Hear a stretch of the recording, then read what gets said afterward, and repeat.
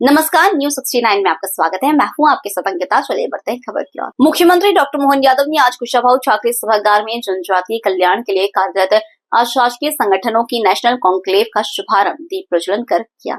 इस पवित्र और गरिमामय अवसर पर कुशाभाऊ ठाकरे सभागार में जनजातीय कल्याण के लिए समर्पित हमारे देश भर से पधारे सभी अशासकीय संगठन के प्रतिनिधियों, आदरणीय कैबिनेट मंत्री डॉक्टर कुंवर विजय शाह, राज्य मंत्री श्रीमती कृष्णा गौर, मंच पर विराजमान सभी जनप्रतिनिधिगण और मौजूद समस्त गणमान्य नागरिकों का हृदय से स्वागत और अभिनंदन है।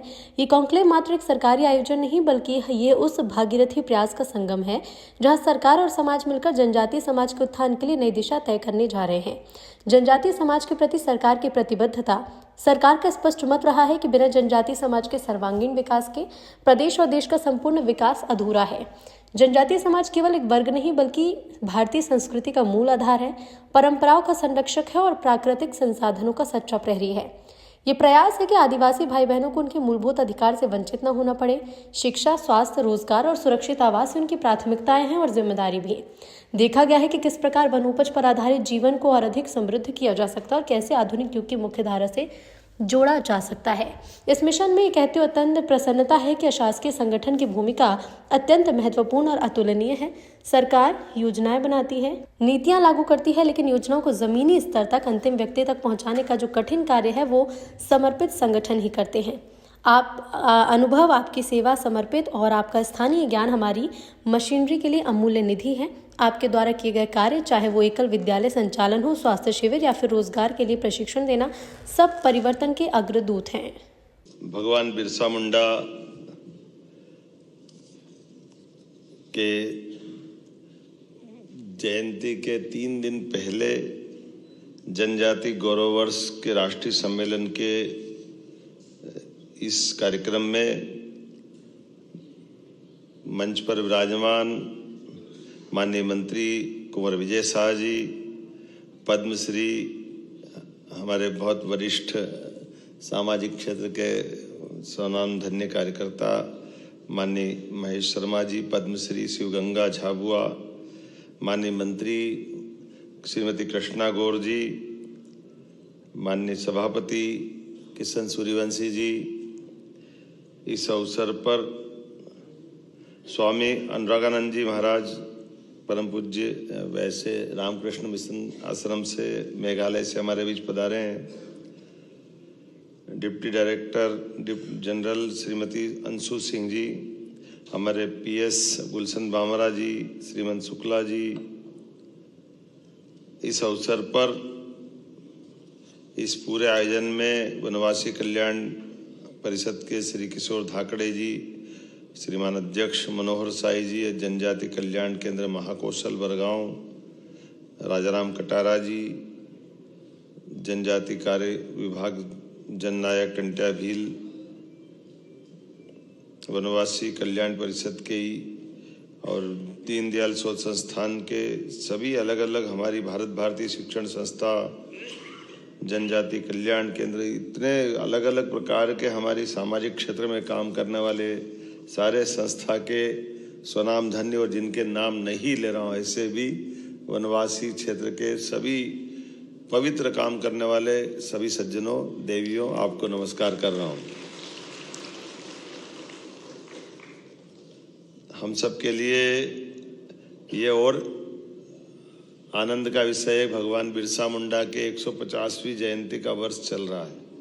ऐसे में देश और प्रदेश दोनों सरकारों यशस्वी प्रधानमंत्री के नेतृत्व में पूरे आयोजन को सूत्रबद्ध रूप से बहुत अलग प्रकार से लेकिन इफेक्टिव तरीके से मनाने के लिए कृत संकल्पित है।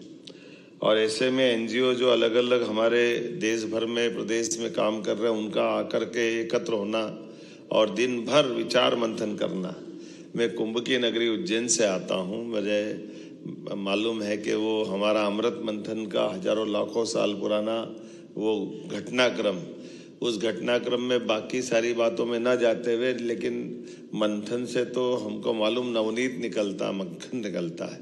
तो आपके सबके बैठने से, विचारों के प्रवाह से, अपने अपने अनुभव से, अलग अलग सत्रों में जिस प्रकार से आप एकत्र आए हैं, आपकी आज का यहाँ आना दुनिया के अंदर कितने होंगे मुझे नहीं मालूम, लेकिन जनजाति वर्ग की सबसे बड़ी आबादी देश में कहीं संख्यात्मक से कहीं से है, तो मुझे गर्व है। वो मध्य प्रदेश उनका अपना घर है, जिसके कारण से हमारे लिए वो भोले भाले भले अपनी मस्ती के साथ जीने वाले, इस संसार के उथल पुथल से अलग हट कर के अल्हड़ मस्ताले, लेकिन अपनी संस्कृति के प्रेम के साथ ओतप्रोत होकर के जीवन की सभी चुनौतियों से मुकाबला करते हुए जिस ढंग से जनजाति वर्ग के लोग जीते हैं, वाकई वो अद्भुत है।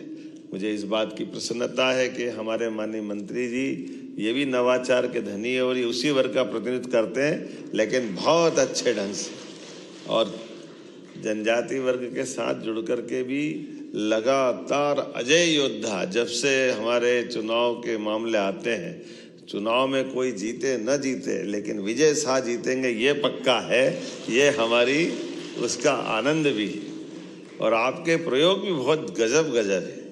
जो आप कभी अंदाज लगाओ, मैं कभी इनका विजय भैया के कार्यक्रम में जाता हूँ तो जनजाति वर्ग के साथ जोड़ के खड़ा करना, मुझे नहीं मालूम कि वो सही होगा कि गलत होगा, लेकिन ये हर एक किसी की मदद करते हुए लोगों के जीवन में काम आने के लिए, और जब शासन की योजनाओं से लाभान्वित भी होकर दिखते हैं तो उनको समाज के सामने लाकर प्रतिष्ठित करने का काम भी आप करते हैं।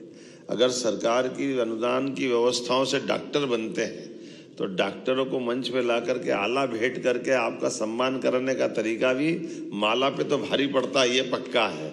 माला का तरीका कोई करेगा नहीं करेगा, लेकिन हमारे गरीब वर्ग से निकल करके उनके माता पिता के सामने बाकी लोगों को प्रेरणा देने के लिए अपनी भाषा में उनसे अनुभव कराना, उनकी भाषा में बुलवाना और उनके लिए गए अनुभव से बाकी को प्रेरणा देना, ऐसे एक नहीं कई अलग प्रकार से महेश शर्मा जी वह सब जल संरक्षण को लेकर अद्भुत काम कर रहे हैं, जिनके आधार पर पूरा हमारा जो मालवा का चंबल के समान सूखा बेल्ट था, लेकिन ये आज हरा भरा अलग प्रकार से बन के खड़ा हो रहा है।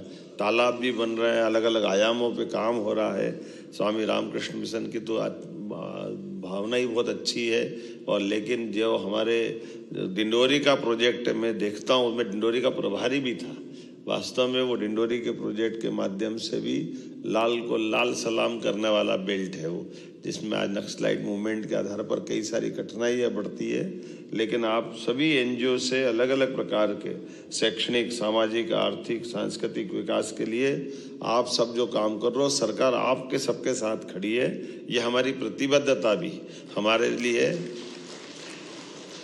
हमारे जनजाति वर्ग के कल्याण के लिए, इसलिए सरकार को ले जा करके हम भी नीचे उतार करके उनके साथ कदम से कदम मिलके चलने के लिए तैयार है।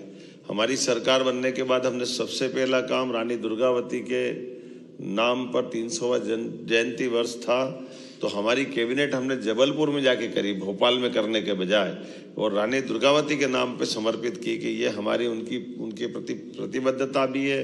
उनके द्वारा किए गए समाज के जनहितैषी कामों को जनता के सामने लाना, और न केवल उनका बल्कि रघुनाथ सा, शंकर सा, इधर से टंटिया मामा के नाम पे विश्वविद्यालय हमारी सरकार ने स्थापित किया।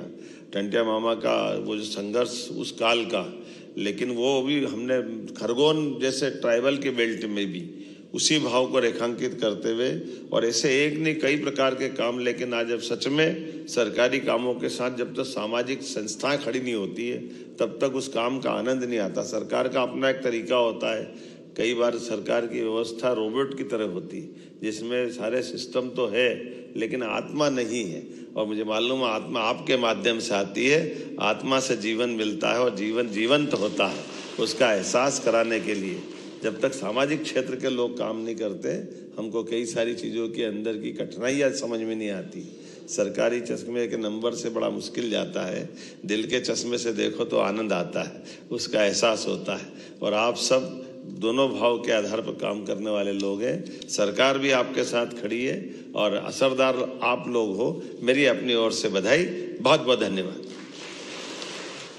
अब करना मैं जल्दी जा रहा हूँ, मुझे आज लाडली लक्ष्मी बहनों के लिए आज उनकी 1500 की राशि का बड़ा कार्यक्रम है। हमने कमिटमेंट किया कि नारी सशक्तिकरण की दिशा में हम लगातार काम करेंगे।